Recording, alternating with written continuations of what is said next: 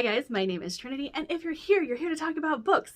Today I will be doing my updated top 10 fantasy series of all time. This will be adult fantasy because I do read adult and young adult, but for this video we are going to be talking about adult fantasy. So at number 10, we have the Founders Trilogy by Robert Jackson Bennett. Now, this is one that I thought would be a little bit higher on the list, but the third book, I wasn't the biggest fan of how it ended, and I thought it was stretched out a little too far, but this trilogy is absolutely fantastic if you like fast-paced heist novels, because we have that in the first book.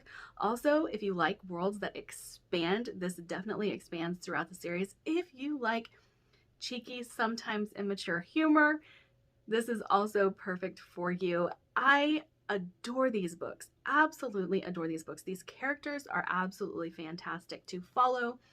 And we have quite a long timeline in this series where we start with our main characters when they're fairly young and not necessarily ambitious. They have goals, but they're not necessarily these gung-ho warriors that they are by the third book. And there's a very sweet sapphic romance in this series. I absolutely adored that. There's a grumpy old man that you will absolutely either love or hate because he is a little bit childish at times, but there's a magical artifact that has quite the personality.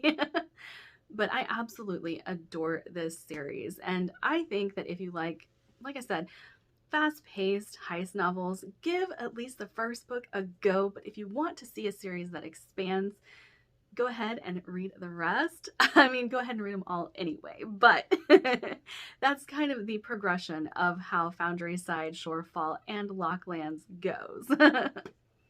Next on my list would be The Wounded Kingdom by R.J. Barker. You guys can see it right back here. I have really fallen in love with R.J. Barker over this last year. I've read the Wounded Kingdom trilogy and the Bone Ships. And the Wounded Kingdom trilogy follows Gerton Clubfoot. He is such a fun character to follow. He is really just trying to make a name for himself. And he is apprenticed to an assassin.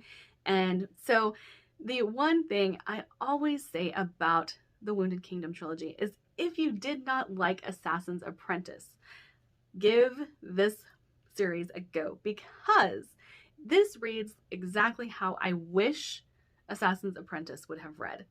It's what I wanted from Farseer but didn't get. And so if you like, again, I'm a plot-driven reader, so if you like plot and character in equal measure, I really think The Wounded Kingdom is the way to go. But if you like character more, obviously Robin Hobb, you can't do wrong. I just don't like how whiny Fitz is, and so whenever I got the story that I was looking for with a character who didn't have quite as many issues as Fitz, I really latched onto it and really, really enjoyed it. Surprising nobody that this would be on my top 10 of all time, I have John Gwynne's The Faithful and the Fallen. Now, this is a series that kind of takes fantasy tropes, turns them on their head, really manipulates the way we think about how a fantasy novel should be written, and I enjoyed it. I enjoyed it. Now, I'm the type of person who doesn't like a large cast of characters. I really don't. I don't like trying to keep track of them, and John Gwynne is really not good at giving us enough character description to separate these characters. However, I will say I really enjoyed the plot of The Faithful and the Fallen. I am more a plot-driven reader. I want story. I am not big on these big series who are all about character work and forget there's a story they're supposed to be telling. And so when I picked up The Faithful and the Fallen, I was worried that this is what was going to happen, because with Malice, we do have a siege that occurs, but it's not the main point of the book. It's getting to know the characters and getting to know this world. And so I was like, oh, a little iffy, and Malice came in at about a 4-star for me. And then we had Valor, which I liked, but I didn't like some of the routes it took. I was really confused in some parts. And again, there were characters I couldn't separate. Like, who was who? I couldn't figure it out. Luckily, there was a character list in the beginning of it that helped out. However, Ruin and Wrath have to be two of the best fantasy novels I've ever read. And I absolutely loved Wrath so much. 5-star, knocked it out of the park. Just, again, one of the best books I've ever read. Now, the reason that The Faithful and the Fallen comes this low on my top 10 is because I didn't like what happened with some of the things in Valor, and if I was to tell you what it was, it would be very spoilery, so I'm not going to mention exactly what it is, but just know there are some tropes in it I don't like at all. And so I had issues with that one. And then, like I said, I didn't like how Malice was like, let's introduce you to these 50 characters and see if you can keep them straight. That was really hard for me. But again, the series as a whole is absolutely fantastic, and I would highly recommend it, especially if you're like me and have yet to find a series that has this huge world with all of these characters and everything like that you can like, because I don't think I would have continued past Malice if it wasn't for a couple of my friends who were like, no, wait, keep going. And so I'm going to be that friend that says, hey, no, wait, keep going. So here's where my top 10 is really going to take a hard shift. If you've seen my top 10 fantasy series of all time, you're probably thinking to yourself, wait, Trinity, you've already made a hard shift. But I finished a lot of series that I was planning to finish, and I've talked to a few people who are like, who cares if the series is finished? If it's in your top 10, it's in your top 10.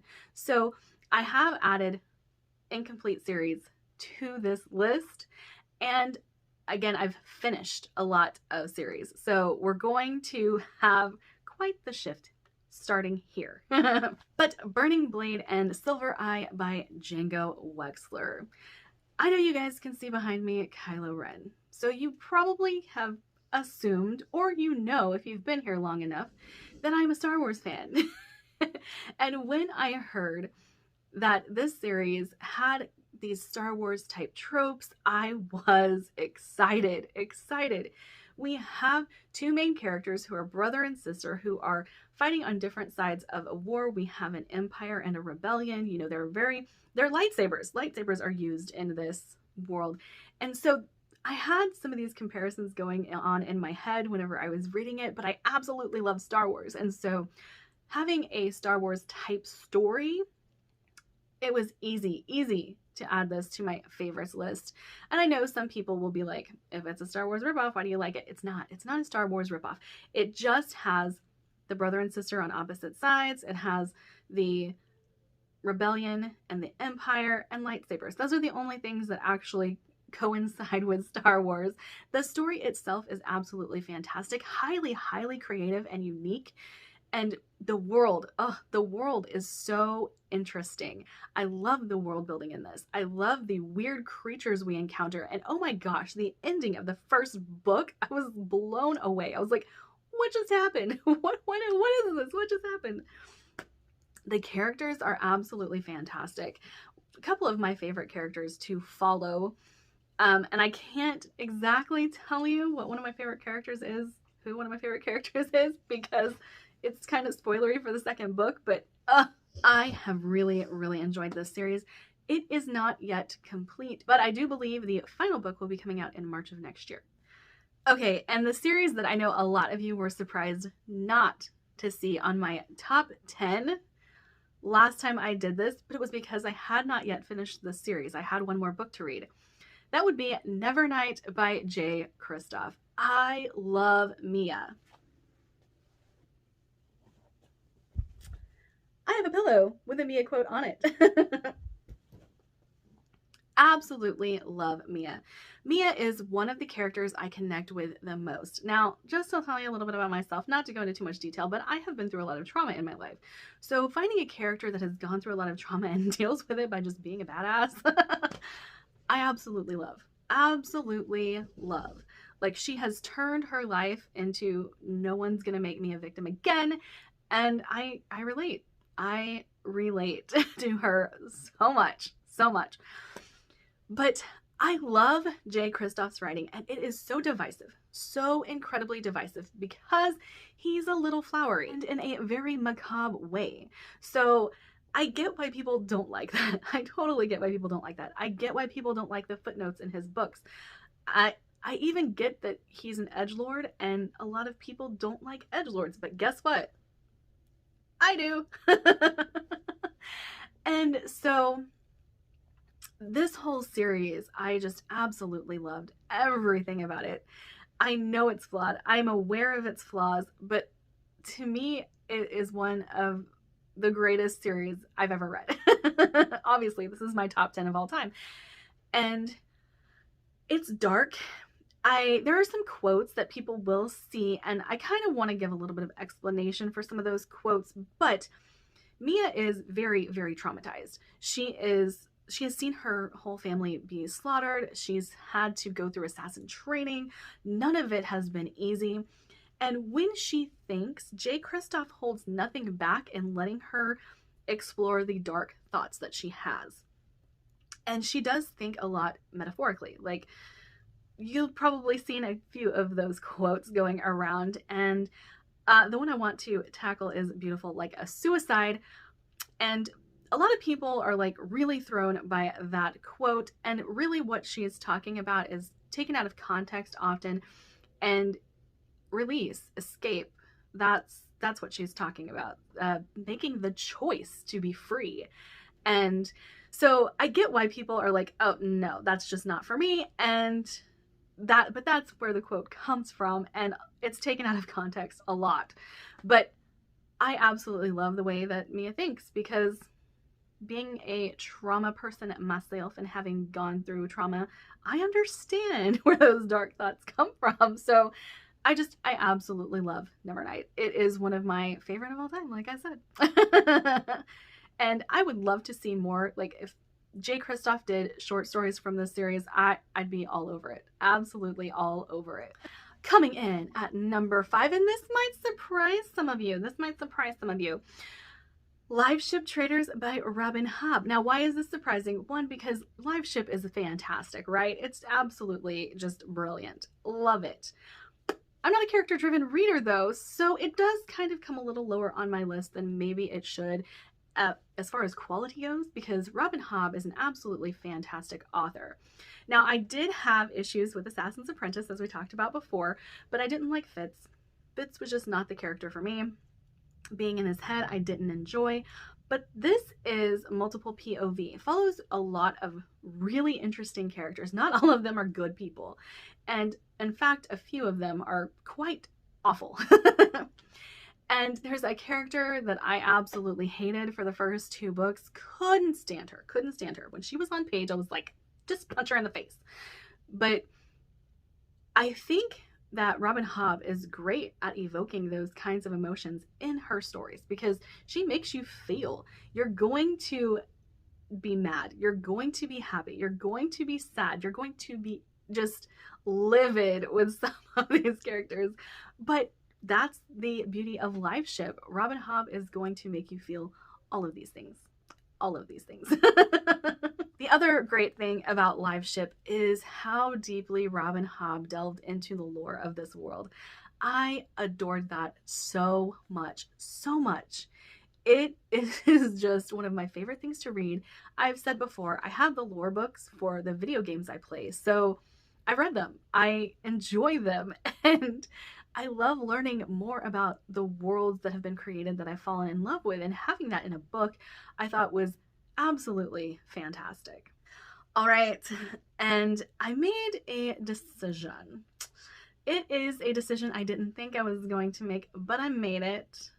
And that is 2 books, 2 series have now beaten out Lightbringer by Brent Weeks. At first, it was just going to move 1 up to 2nd place, but then I thought about it, and there is another series that I'm absolutely in love with, and we'll talk about that when we get there. But Lightbringer is coming in at number 4 now, and while I still love it, there are some things that I can admit that are slightly flawed. The ending, of course, I have some issues with the ending.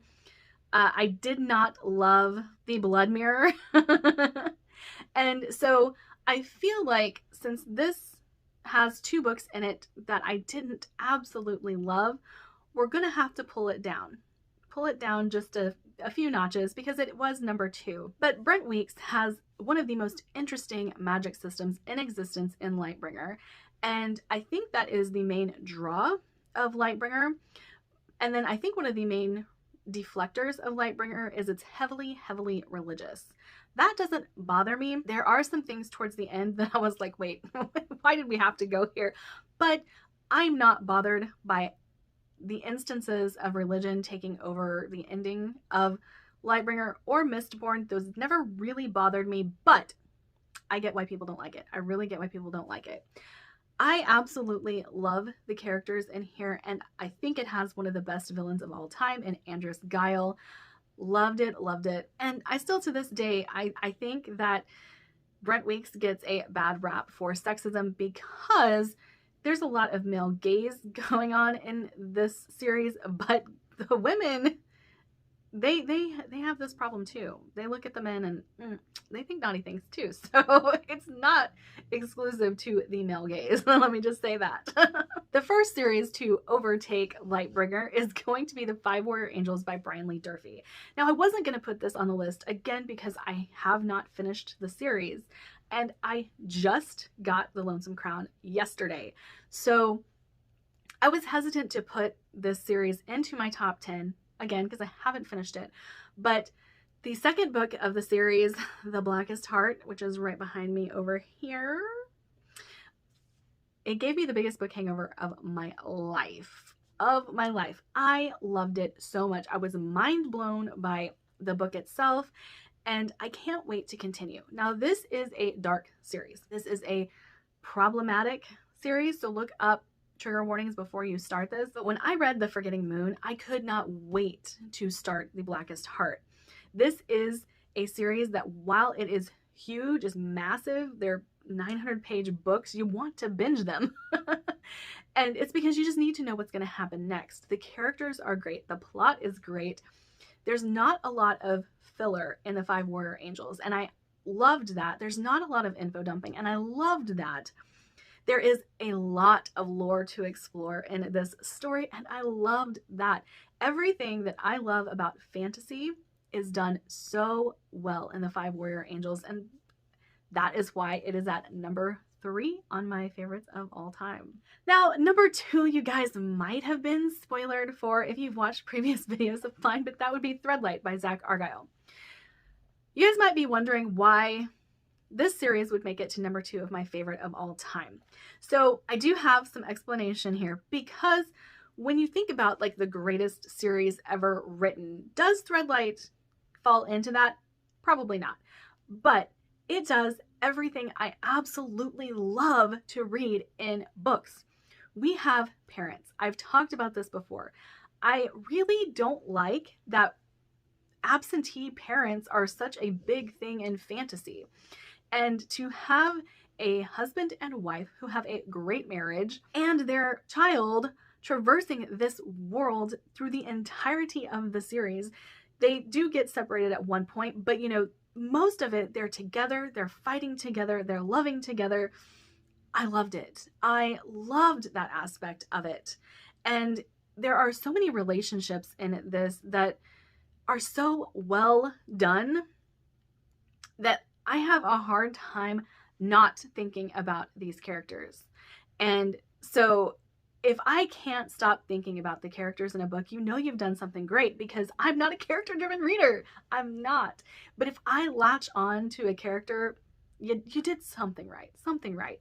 And then I really love how in the beginning of Voice of War, we get this brutal scene that really sets the stage for why we are about to go to war, why we are about to have the events of this unfold the way they do. And even though it has that brutal opening scene, this is such a hopeful story. And I'm not going to say that it doesn't get dark, because it does get really dark in a few places. I'm not going to say bad things don't happen, because, bad things happen. The ending of Stones of Light, is crushing, and the ending of Bonds of Chaos is crushing. I can say that the ending of Voice of War is slightly crushing, but not to the point Stones of Light and Bonds of Chaos are. But I also really love when a author can combine character work, world building, and plot and not lose sight of any of the three. I am not a huge fan of world building. You guys know this. If you start talking about your world too much, you've lost me, and I don't care. But I really love those books that can hold the plot but still give you great character growth throughout. I love the books that while you're reading, you don't realize you're like finding out more about this world than you thought you had initially known. But I love the way that Zach Argyle does it. I absolutely love it. And on top of that, we have a really interesting magic system that centers around gemstones and Threadlight, and it's so dang cool. I can't get enough of it. I love it, and I want to go back and reread it. And then if you've been here for any amount of time, you guys will probably know that my favorite series of all time is the Draconics Memorial by Anthony Ryan. Now, I can say that I liked The Martyr just as much as I have loved the Draconics Memorial. But the thing that stands out about the Draconics Memorial for me over the Covenant of Steel is it's unique. There is nothing quite like Draconics Memorial. And while it pulls from very familiar things, and this is something that is also true of Threadlight, it pulls from familiar things that you've seen, you've watched, you know, Indiana Jones, so you know what temple delving is going to be like and all of those things, but you've seen them done before, but they've used this trope, they've used this type of magic to create their own, and the way it works is a little different, and the way that it's utilized is a little different. And yes, I am referring to Mistborn for both of these, but I absolutely love the way that Anthony Ryan and Zach Argyle were able to take a very familiar type of magic and kind of twist it, turn it to where it works for the world they've created. And so I thought it was fantastic. I really thought that it was fantastic. And then Draconics Memorial has two of my favorite characters of all time, and that would be Lizanne and Clayton. And Lizanne, she's a woman who acts like a woman. There are so many times that we get like the female characters who just don't have time for romance. They don't have time to be delicate. They don't have time to be, you know, the things that you think about when you think about being a woman. And Lizanne can be delicate, but she can also be a badass. Lizanne can pursue romance and still be that character that you go, oh, I wish I could be her. And she's a spy. So she has a difficult job, but she's also just she's so great. She is so great. And I love everything about her. Most of my complaints with fantasy center around female characters in the first place, but I just absolutely adore Lizanne. I wish more people would read the Draconics Memorial. I've been trying to get so many people to read Draconics Memorial, especially this last year. I'm like, just read it. You know that meme where you throw the book at the person's face. Clayton, I love me a rogue. I will always love me a rogue character. And he is kind of the epitome of an anti-hero. Really love that. I love the way that Anthony Ryan uses Deus Ex Machina in a way that, while that's what you perceive it to be when you initially read it, that's not really how things went down. And you find that out later on. And so I just absolutely love everything about Draconics Memorial.